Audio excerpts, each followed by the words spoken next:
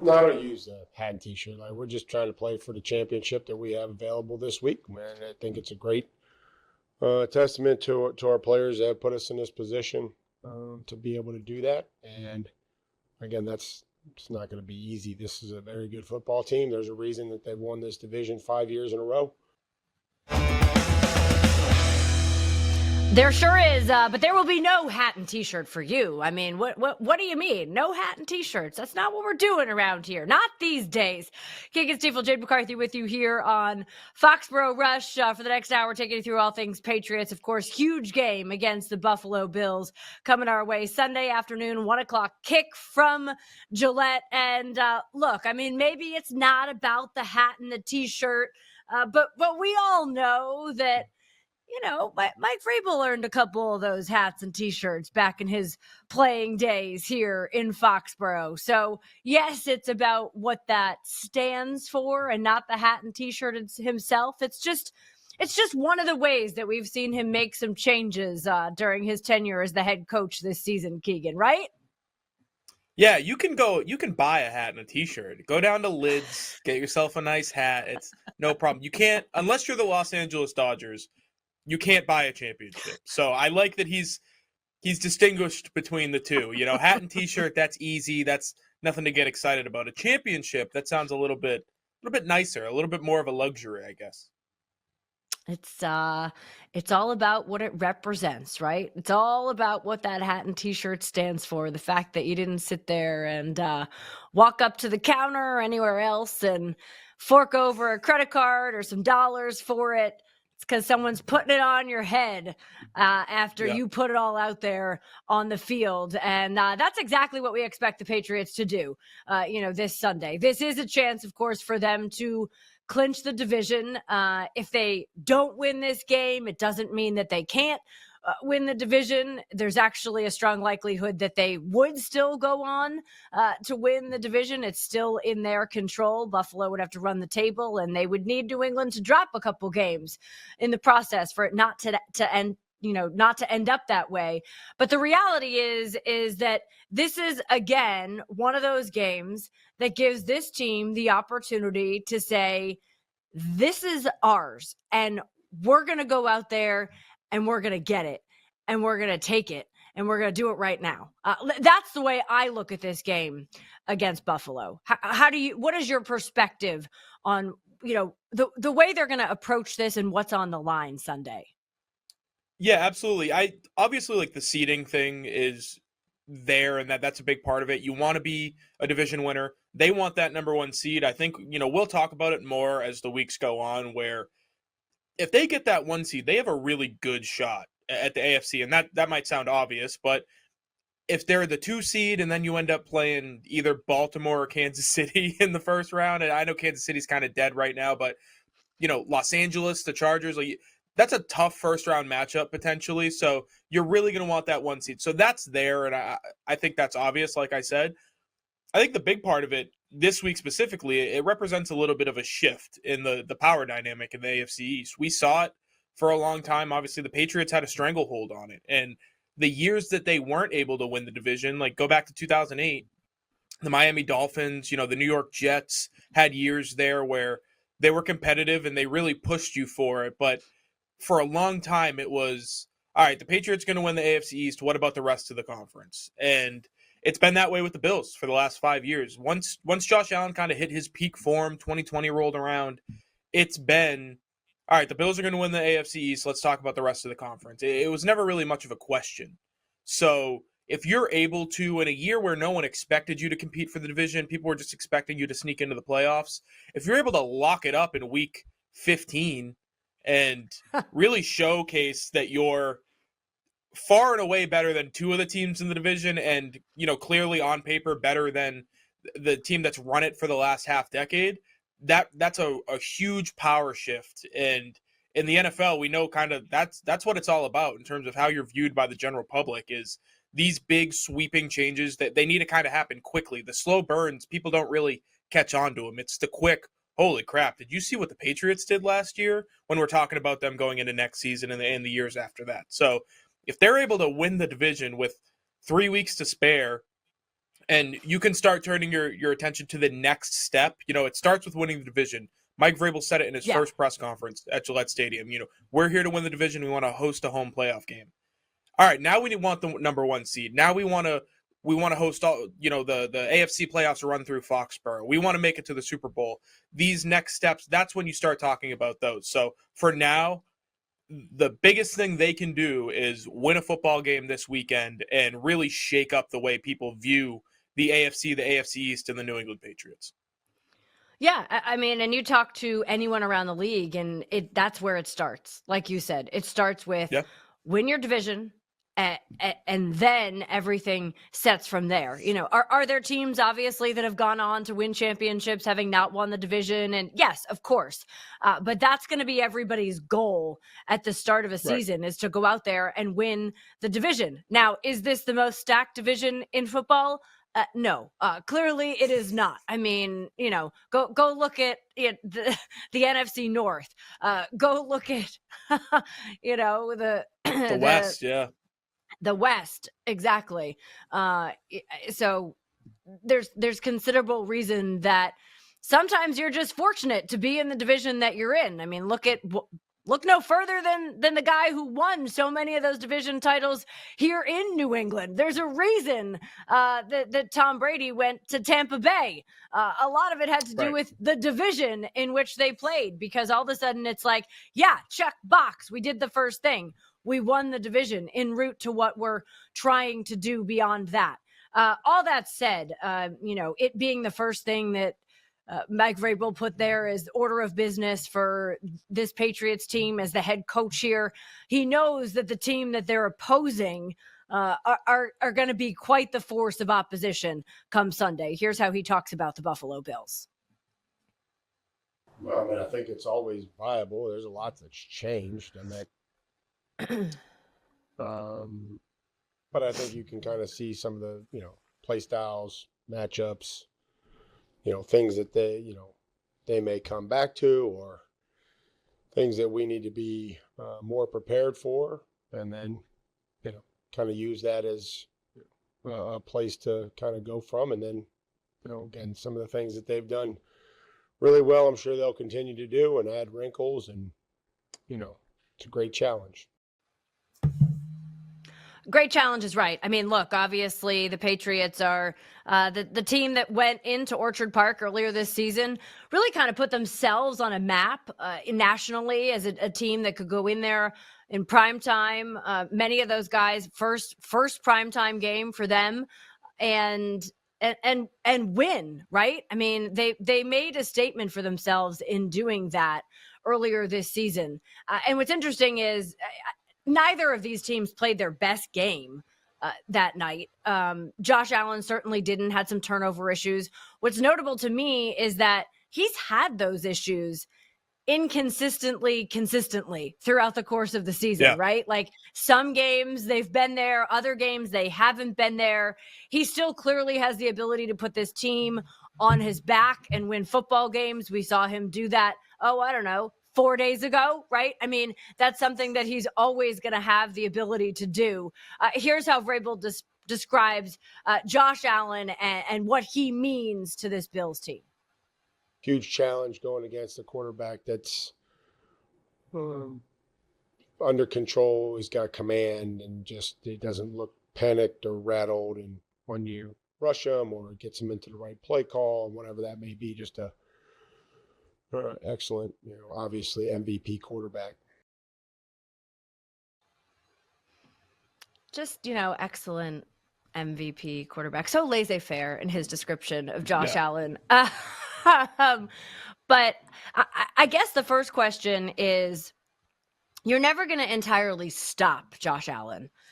So how do you limit him to the point that it's not him who's beating you, and it's also because you like coupled with that this year is the Bills' rushing attack, Keagan, and that is going to be a huge component of this game. So how do you limit Josh Allen enough that he can't beat you, while also ensuring that the Bills are not running all over you, which they have done to some teams on some weeks? Yeah, that's been the real big part of, all of their success, I would say, is that their wide receiver group is pretty lackluster. It's not impressive at all. And they've struggled for large portions of this season to give him, any sort of downfield threat. It's been the tight ends and it's been the running backs and the running game. So him, James Cook, Ty Johnson, Ray Davis, they can run the football. We know that about the Buffalo Bills. They've been able to do it for a very long time. It's what they do best offensively, I would say, even with how impressive Josh Allen is. He can throw the ball 90 yards down the field. He can also run it 40 yards down the field and score a touchdown. We saw that on Sunday against Cincy. So that dynamic of having a quarterback who can do both those things, and you marry that with a really strong stable of running backs who kind of present different challenges when they're out in the field. James Cook is obviously one of the best in the league. Ray Davis is kind of a bruiser. Ty Johnson is really good in the passing game out of the backfield. So those guys, people behind the line of scrimmage are really difficult to deal with Buffalo. And then there's the tight ends. They've got Dalton Kincaid and the other one, Dawson Knox. Thank you. I forget his name all the time because he's really not that great. I think we see when Dalton Kincaid is out of the lineup, he struggles a lot to be that number one tight end that he was before Kincaid was drafted. So, when Kincaid was out, that offense took a really big hit because they had no sort of downfield passing attack. Now they have it. He's back. He was back on Sunday. He'll play in this game. So the two things that the Patriots are going to want to do is stop the tight ends in the passing game and stop the run and stop the running backs out of the backfield. That's a lot easier said than done, given what we've seen from them this season. The Patriots have really struggled covering tight ends. And, going against defenses who struggle in coverage with their linebackers, the last 2 weeks, the Bills have won the games there against Pittsburgh and against Cincinnati. They won those football games by running the offense through the tight ends, building a little bit of a lead. And then in Cincinnati, they're running it through the tight ends, and then they just figured, we can't throw the ball on these guys. We need to run it. And they ran it down their throats. They forced a couple turnovers. They kind of win that game, and probably. So it's obvious what the Patriots need to do. It's just a question of whether they have the horses to do it. I have a few doubts about that because we've seen them struggle. Carolina put up over 100 yards with their tight ends, but Pittsburgh put up over 100 yards with their running backs. So it's really difficult for me to have a lot of faith in the Patriots stopping it, but we know what they need to do. Yeah, it's definitely what they need to do. And look, I mean, going into that game with Cincinnati, Josh Allen had not thrown a single interception and had a passer rating of 108 with Dalton Kincaid on the field. So you want to talk about having numbers to point to in terms of the difference that he makes out there for that entire offense. Look no further than those numbers. And obviously, Josh Allen and company, had a big day in the way that they were able to come back and, in the middle of a snowstorm, hand Cincinnati a loss last week. So in a game that was very entertaining, to say the least. The other side of the ball is interesting to me too, because, obviously this Patriots offense, you have Drake Maye, the quarterback, who has just played exceptionally throughout the course of the season. We've had so many conversations that I don't think either of us ever thought we were going to have, Keagan, about, if this 23-year-old kid is going to wind up as the MVP of the National Football League this season. I'm not sure that either of us thought we were going to be pulling up a chair, and that was the conversation that we were repeatedly going to be having throughout the course of this season. But since October, that's been part of the conversation. So, we know he leads the league in, his passer rating and his completion percentage. So you look at what he needs to do and what this Patriots offense is going to have to do against Bills team. I mean, I hate to sound like it's really simple, but I think the biggest thing is they got to take care of the football. Like, they cannot, be turning the football over. And I feel like we say that week in and week out. But to me, this week, that's like way up here, because if you're only going to be able to slow Josh Allen and the Bills running attack, you better darn make sure you're not giving them any extra chances to be on the field to add to it. Yeah, I mean, we've seen with this defense talking about the Bills and this offense talking about the Patriots, the only real way the Patriots are going to struggle is if they don't take care of the football, because the Bills can't stop a nosebleed unless they're turning it over. And the Patriots are one of the most explosive offenses in the NFL. And lately they've been running it really well. And that's something that they struggled with throughout the early half of the season. But now that Ramondre Stevenson is fully healthy and Travion Henderson has found a role, they can run the football. And Drake Maye obviously can move around a little bit as well. Not to the level of Josh Allen, but if you need a first down, it's 3rd and 8. He can pick it up with his legs. He's talented enough to do that. So if you don't turn the ball over, talking about the New England Patriots, you're in pretty decent shape. I have no questions about whether or not they're going to be able to put up points against this defense, because they've really struggled in the back end with injuries. We saw even more injuries last week against Cincinnati for the Bills. Teron Johnson and Christian Benford have both gone down in recent weeks. So I have no worry about the Patriots being able to put up points. But like you said, if you give the Bills extra opportunities with the football, they're going to make you pay. There hasn't been an example of them not taking advantage of turnovers, I don't think, in the last 4 or 5 years. They've been that good at I keep referencing the game last week, but it was kind of the encapsulation of what the Bills can do to a team, even when they're not playing their best. You force 2 straight turnovers, and the Bills score on both of them. Obviously, one of them was a defensive score, and then the other one, they score right off it. They get the 2-point conversion. If they're in a game in the fourth quarter, they're going to score every time they have the ball. That's kind of what they've been. Like, Josh Allen puts on the cape. He's like, all right, guys, I got it. We need 16 points. I'm going to go get them for us. You guys just have to hold up your end of the bargain and stop the other offense. So don't give him any opportunities to do that to you. Don't let Superman come out of the phone booth. Like, put a lock on it, put a chain around it, make sure he's locked in there, sitting on the sideline with the big jacket on, and take care and control the clock by taking care of the football. That's what they need to do. It's the most obvious game plan specific thing we've talked about all season. Run the football effectively, control the clock, and you should, I think, have no problem winning this football game. I'm pretty confident in the Patriots offensively. It's just the defensive side. Just don't give Josh Allen the opportunity to ruin your mid-December. Your Christmas shopping is going to be ruined. You're not going to have fun the week before Christmas. So take care of business offensively so the defense can't screw it up for you. Yeah, it's so true. I mean, if you keep him on the sideline, right? If you don't let him out of the phone booth, then he can't hurt you. I mean, it's kind of that simple. And if the Patriots can get that run game going from early, if they can play not from behind, but with a lead in this game, you can chew up the clock. We all know the advantage of that. I think a lot of it, once again, and we've also had this conversation several times, how are you going to come out in this game? How are you going to start? Yeah. Are you going to be able to take that script and have it work from you from the get-go? So defensively, like, you kind of fluster them maybe a little bit. Don't let them, march down the field and score on their first possession of the game.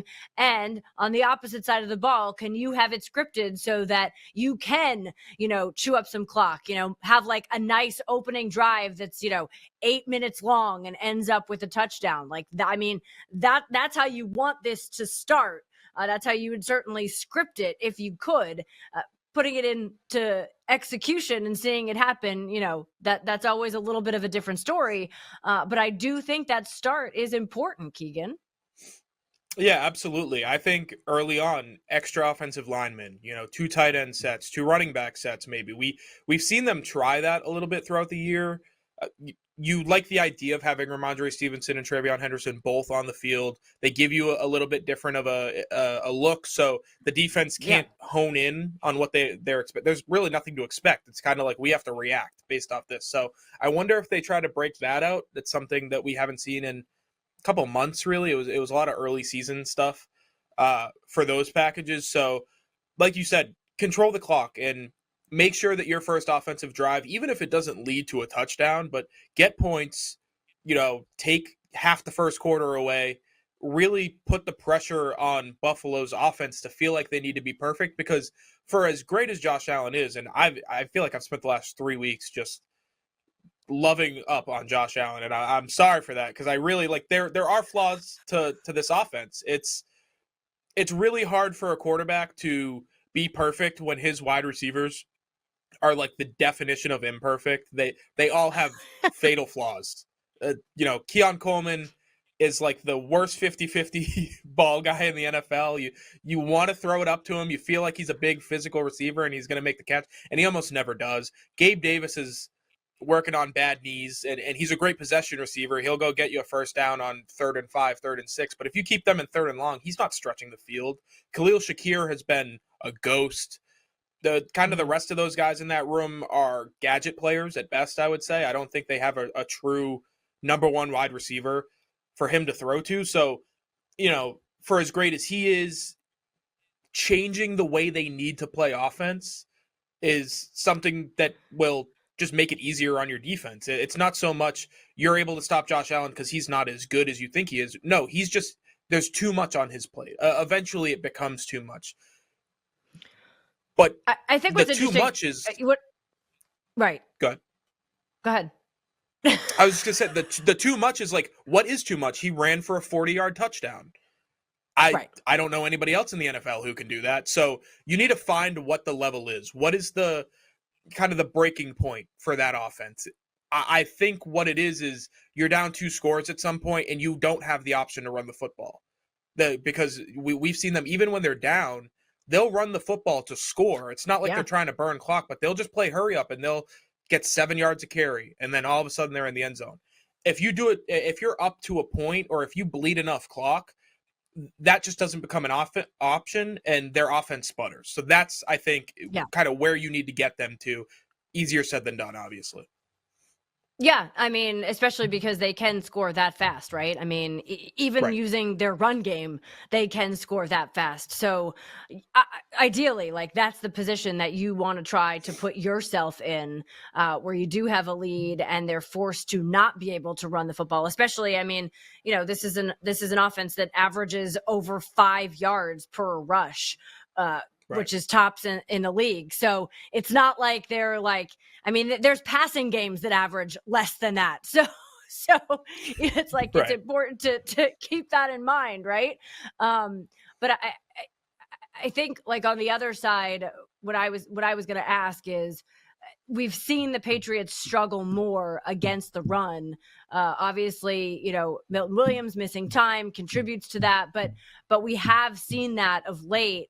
And to me, this is one of those tests where they're going to have to shut it down, at least to an extent. You're never going to be able to stop it, but they're going to have to find ways to limit it. Yeah. I think, honestly, it's kind of a risk-reward thing with the Patriots. If you want to play man defense on the outside and really say, all right, these receivers aren't going to beat us, and we're going to stack the box with these safeties. We'll throw a single high safety out there. We'll go man on the wide receivers, and we've got 7 in the box, or we've got 6 in the box because we need to stop the run. They can do that, but that's the risk you have to take, where all of a sudden Keon Coleman's streaking down the sideline, or Tyrell Shavers, or whoever it might be, and Allen hits them on a perfect throw, like hole shot between the safety and the cornerback, and they kill you that way. So there's going to be a risk that they're going to have to take at some point. I would imagine it's not going to be early. They're going to try to play their brand of defense, which is kind of like a cover 2. We're going to drop the linebackers a little bit. We're going to trust our defensive linemen to muddy things up in the run game, and our corners and our linebackers are going to fill. I don't think that's the best way of doing things, but that's kind of what they've done throughout the season. So that's how it's going to start. But eventually there's going to become a point where you're going to have to, if that's not working, you're going to have to shift. And that's a risky game to play. But that's kind of, that's the challenge, right? That's the challenge with facing the best quarterback in the NFL and an offense who, despite their flaws, can score from any point on the field at any time. So difficult. It's hard. It's not an easy job. I don't envy having to try to stop Josh Allen in that offense.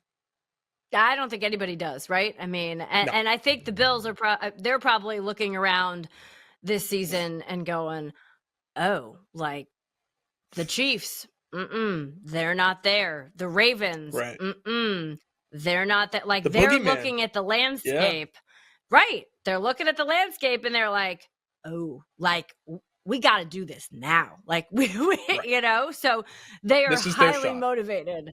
Yeah, to come into Foxborough and put themselves in a better place, you know, to be able to you know, start knocking off goals that they have on their list. All right, we'll talk about those Chiefs and some of those other teams that you know, it feels like a lot has flip-flopped across the league this year. Yes. We'll discuss a little bit of that coming up. Plus, we got some games that, you know, I mean, the week starts tomorrow. Get ready, it's coming. We'll take a look at some of the games coming our way. It never slows down. Coming up right here on Foxborough Rush. Stick around. Welcome back into Foxborough Rush. Keagan coming into view here. He's just crystallizing himself on a Wednesday morning, but hopefully you're listening along here as we take a look at what's happening around the National Football League. And as I said, it really feels like things have started to flip a little bit when you talk about the fact that you know, it's not the Chiefs' year. Clearly, they are not mathematically eliminated. There he is, right? I mean, he's not blurry, and it's very blurry to think about the Chiefs trying to find a way to make the postseason. And of course, they had been to 3 straight Super Bowls. So, and then you look at the Philadelphia Eagles, who, good gracious, Monday Night Football. What was that? I mean, that team might be defensively, like I could sit and watch them all day, right? I mean, that Eagles defense is ridiculous, save for what happened against the, you know, Chicago Bears, where they just absolutely ran it down their throats. But I guess everybody gets an off week every once in a while. Offensively, though, there might not be a more challenging offense to watch in this league. I don't know how else to put it, right? I mean, some of the infuriating, maybe. Oh, yeah. But some of the play calling decisions, I mean, Saquon finally goes over 100 yards in a game, and then, you know, they're like driving down the field with a chance to win it in overtime, yet he never gets the football. You know, obviously the interceptions and the interception recovery, fumble. I mean, there were so many things on Monday night, but you sit there and you watch this Philadelphia Eagles team, and look, they're fortunate in the sense that Dallas took some of the pressure off because they lost to the Lions, you know, in a Thursday night game. The Washington Commanders are so far removed from what they were a year ago when they played Philadelphia in the NFC Championship. Obviously, the Giants are far removed from anything currently bordering success at this point in time. So, you know, so we haven't seen a repeat winner in the NFC East in 20 years since Philly won it back-to-back for a number of seasons. They should win it this year, given the cushion that they have. But I also can't even say that definitively because you watch the brand of football that they're currently playing. Yeah, I am flabbergasted. It's the Stephen A. Smith meme. Like, I've been hoodwinked, bamboozled, led astray.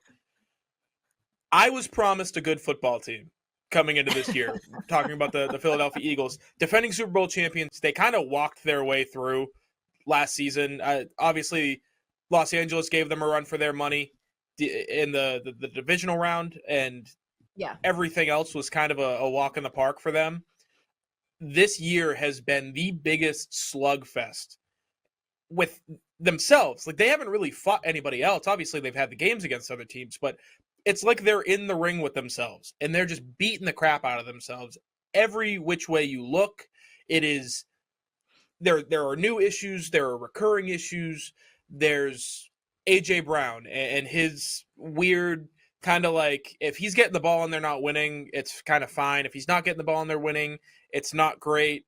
If he's getting the ball and they're winning, like, no one's ever heard of a happier guy in the world. So you have to play that balancing game of how to deal with him. Saquon Barkley has not been the same player. I think a lot of that has to do with the fact that their offensive line has dealt with more injuries this year than I can remember with that unit, because it's been a lot of the same guys for a long time. As I have a mustache hair in my mouth, they've started to really kind of find That's what themselves. they're doing out there. They're trying to tweak their mustache all the time. But they and it all comes back to the same conversation where you mentioned it, with the fact that they've gone on these long playoff runs and they've played deep into the season, and the same thing with Kansas City. It's going to catch up to somebody eventually in terms of just the toll that it takes on your body. With Philly, we see it with Lane Johnson, and he's been kind of in and out of the lineup for the last month, dealing with injuries. A guy who never missed time for years, was like the epitome of a stable player at a position you really need stability. He was there, and he hasn't been this season. And they've had the interior three guys kind of flip-flop, mismatch. They're all playing different positions. They're in and out of the lineup. And when your entire identity is based off your offensive line, you can't afford to have missteps. It's not even like major injuries. It's just, all right, we're without a guy for a couple of weeks. We got to figure it out. And for as great as each individual player has been, the unit itself has not been what they need it to be to have success. For Jalen Hurts to have success, for Saquon Barkley to have success, and in turn, obviously, A.J. Brown and Devontae Smith and Dallas Goedert, for them to have success, they need that offensive line to kind of be perfect, which sounds crazy talking about the amount of talent they have, but we've seen it now, where when the offensive line is healthy, they're great. When they're not, it has a ripple down effect on everybody, and the effect is so big that it turns a great Super Bowl, like one of the all-time dominant teams, into a team that can't get out of its own way. And I think with Kansas City, it's a lot of the same. It's offensive line injuries. It's the defense. Maybe the fact that we've seen so much of Steve Spagnuolo's defense that it's caught up to them. If CJ Stroud is diagnosing your blitz schemes and making third and long throws and you have an issue. He's talented, and I think he's a really good quarterback. I have no questions about him in Houston. I don't think he's exactly like Tom Brady out there, though. It's not like he's a veteran. He's been there for 15 years, and he knows that he's seen everything. It's just everybody's seen what they do well. So I do think the fact that both these teams have played in the playoffs deep for multiple seasons, it's caught up to them, and it's going to have the effect of, obviously, Philly, I think, is still going to make the playoffs, but I don't have any sort of trust in them making another deep run just in terms of injuries. And then Kansas City, I don't even know if they're going to make it in. It's a long uphill climb for them to get back into the postseason. So there's no doubt in my mind that the fact that they've gone far into the postseason the last 2-3 years, that's rearing its ugly head now. It's hard. I mean, you go play in a Super Bowl for 3 straight years. You look at collectively how many more days you are playing when other teams are already focused on building for next season. I mean, that is the reality. And that's where everybody wants to get to. It's a great problem to have. Sure. But it does take its wear and tear in a variety of ways. Both to your point in the film that you're consistently putting out there, on the wear and tear on players' bodies and the recovery and having less of it, on an organization that is wholly focused on next season as opposed to on this season. Again, every single franchise, all 32 of them are like, yeah, my hand's up. I want to be in that position. So there's no saying that people don't want to be in it. But it does create its own challenges when you're consistently in that space, right? I mean, I think that's why it's so rare that we see teams get to that point season in, season out, and have that kind of dominance. I do want to ask you this because obviously, I mean, all you have to do is read, excuse me, anything on any social media site regarding the Philadelphia Eagles, and the offensive coordinator's name is there, right? Ken Petullo? Yeah. Kevin Petullo. There's so many questions that are raised about him. I know you were just focused on the last name and the eggs, which I know you caught wind of that story. K Petullo, that's all it matters. What do you think of his play calling with this Eagles offense? I have such a hard time giving him like putting all the blame on him, because I think what we've said about the injuries and going kind of deep on these deep postseason runs, I think that's had a big impact on it. It's kind of changed the way you have to operate without offensive linemen consistently in the same spot. I kind of breezed over it, but they've had 4 out of 5 of their starting offensive linemen in the lineup for, I think it's like 11 games this season, which is pretty decent, but they're not always playing the same positions. You've got both of your guards have moved to the opposite side. You've had one of your swing tackles has started at both left and right tackle. So it's not just that these guys are missing like huge long stretches, long periods of time. They're moving all over the place. There's no consistency. They're not, all right, I'm the right tackle. I've been here for however long. I'm gonna stick in this spot throughout the season. This is my job. And when I get hurt, there's a backup who comes in and fixes it. They've gone about it a different way. They've gone, all right, we have our best 5, and whoever out of them is healthy, we're going to throw them out there and we're going to fill in the gaps however we can. I think that's had a really, really big effect on the way he has to call games, because responsibilities change depending on where you're playing. And if a guy isn't comfortable doing certain things, all of a sudden that's out. You can't do that. And some of the best things they've done, take out the tush push, outside zone, staple. That's what they do. That's what Saquon Barkley does best. Get him on the outside, give him a cut back lane. He's going to make a ton of guys miss. They just can't do that anymore. All right, so your best play is off the board. We saw him do it a couple times the other night. I mean, and that was how he was able to get and break, and have some of those yards that he did. But I mean, I think he has maybe like 4 or 5, 20-yard runs on the season. Right. And half of them were on Monday. So that's a situation where clearly Kevin Patullo, sorry I messed up his name earlier, but he's at a point where he's coming into this offense. He obviously knew it. He was on the staff for a long time. He knows the offense, but everything that he's known it's like a puzzle. He's trying to put all the pieces back together because he doesn't really know what fits where anymore, because things have changed around him. So it's not so easy like, all right, this is a ready-made offense for you. They were one of the best in the NFL. They still had their struggles. Third down, they've never been all that great. But ready-made offense for you, just slide into the role that Kellen Moore had and you're good.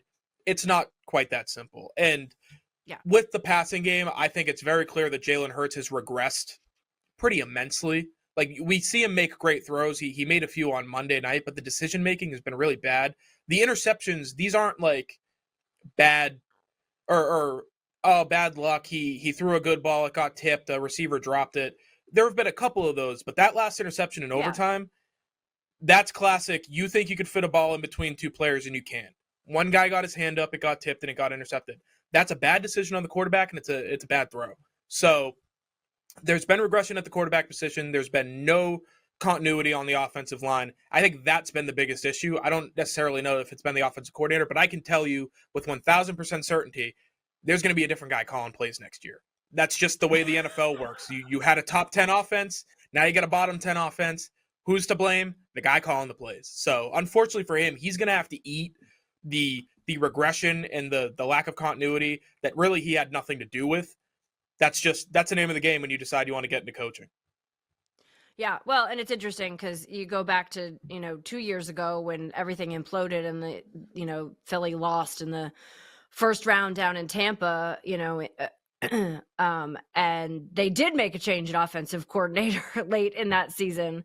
And we've seen Nick Sirianni not want to do that this season. And obviously there's been lots of, cry and discussion over it. But the challenges run deep, the hurdles run deep, which I think is what you've laid out and done a good job as to explaining why.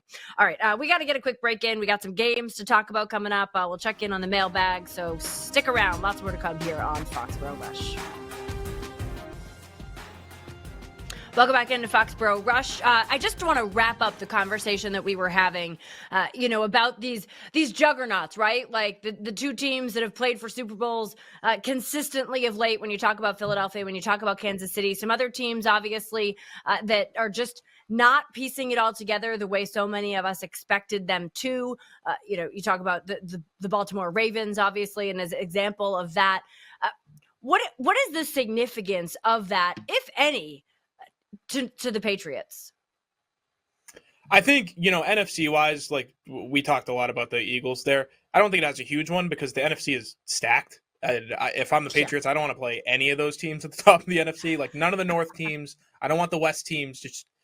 I want nothing to do with them. So I don't think it has a huge impact there. I think in the AFC, when you talk about things that can kill you in the playoffs, it is a quarterback who has been there and who has done that and can single-handedly put a team on his back in a late game situation and go and get them a score when they need it, whatever that might be.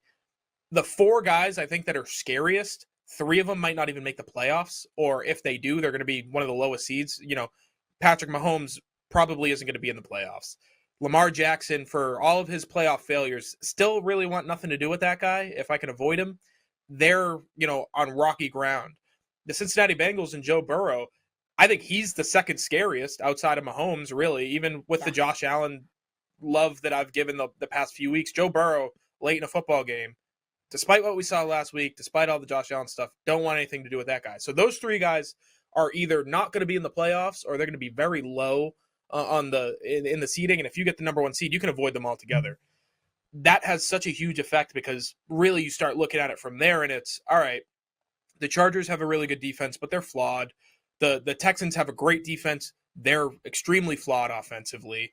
And all the other teams around them, like Buffalo, you've already beaten this season. So I think it gives them a better chance to come out of the AFC where you're not worried about necessarily having to put more focus on individual players or worry about your team having never done it before versus their team been there, done that. We've gone to the Super Bowl. I think that's the biggest thing. A lot of the teams in the AFC playoff field haven't been there before, or at least they haven't been there under the current regime. And that gives the Patriots an advantage because it's kind of like, all right, all of us, it's what we don't know can't hurt us. And we're all on a level playing field where it wouldn't have been the case with Kansas City, Cincinnati, Baltimore. Who wants to win the North? We see another battle this weekend, Ravens, Bengals. Obviously, the Bengals they have 4 wins. Like it's becoming less and less likely because of that loss last week. Arguably the Ravens have to win this game because they need to continue to keep pace with the Steelers. Who do you like? I haven't even thought about individual matchups or anything like that. I'm just going to take what I've seen throughout the year, and that's the AFC North eats itself alive. So the Bengals are going to beat the Ravens, and it's going to throw another wrench in this thing. And the Steelers are just going to walk away with this division, even though they're not particularly that good. I know. Mike Tomlin will have another season where he finishes over 500. I mean, that's that's the storyline of the AFC North. The Eagles' get-right game is against the Raiders. I mean, I can't pick Vegas in this game. I just, for as terrible as Philly looked, I can't pick Vegas. Yeah, I was going to do a big proclamation. I'm done with the Eagles. I'm picking everybody against. I can't do it with the Raiders. So give me the Eagles. Next week is my proclamation. I don't know who they're playing, but I'll take it to next week. Yeah. I agree. All right, you mentioned the Texans, of course. That defense, it is legit. Like nobody wants to take on that Houston defense. It is just that simple.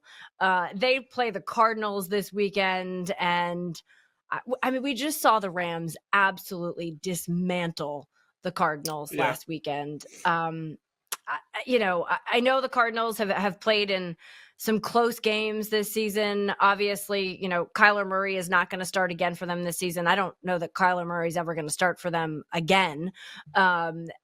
It's Jacoby Brissett out there running the show at the moment, who, consummate pro when it comes to a quarterback in this game. All of that said, I just have a really hard time seeing them being able to knock off the Houston Texans, who have a lot to play for. Yeah, I wouldn't exactly call this a big game, but the Texans all of a sudden the big game Texans. They're built to win big games. So I would expect them to be a hard out for the rest of the year, going into January. Yeah. This one, not necessarily all that difficult. They'll take care of business.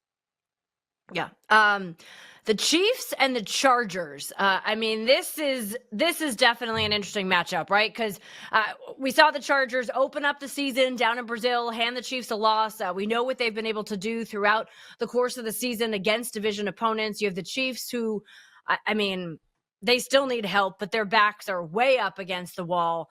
The Chargers, on the other hand, I think coming off of that win on Monday night, that's one that could help carry a team because of what they were able to do against Philadelphia. So they have a ton to play for in that division, sitting there at 9-4. Obviously, Denver leading the way at 11-2. This is a tough one. I think this is a really, really tough game to call. I mean, this is a true pick'em in my mind.